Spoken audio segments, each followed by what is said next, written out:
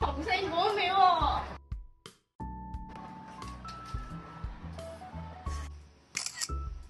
點解今日紅星古廟有咁多人喺度嘅？平時都唔見咁多人經過㗎。唔好意思啊，我想問下我做緊啲乜嘢啊？點解要影廟嘅破爛位置嘅？哦，我而家玩緊一個由中學生科學應用程式，叫做保育上一上。佢有好多功能㗎，又有得影廟破爛嘅位置，又可以用 AR 技術嚟參觀個古廟。有咩玩㗎？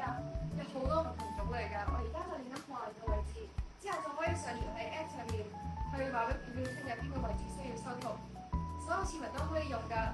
不如你再問下其他人佢哋有咩玩啦？好啊，唔該晒。第一題，邊個係廣州嘅首府城？我知啦，係重慶。第二題，咦，你喺度做緊啲咩啊？答緊歷史問題，好似好得意喎。係啊，呢一個係呢個 app 裏邊嘅 Q&A section，我可以知道關於紅色古廟嘅一啲歷史。譬如呢一題咁樣，就係問呢一個係呢度嘅神明。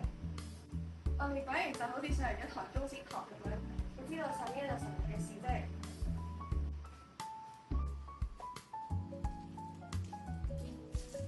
唔好意思啊，大家到嚟，但係我想問，花粉夫人嘅參拜儀式係幾時舉行㗎？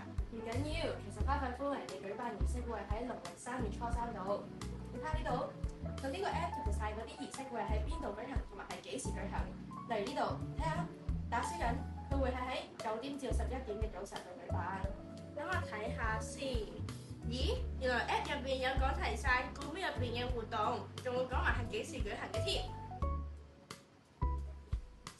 咁得意嘅，個 app 可以 scan 到古廟周圍嘅嘢。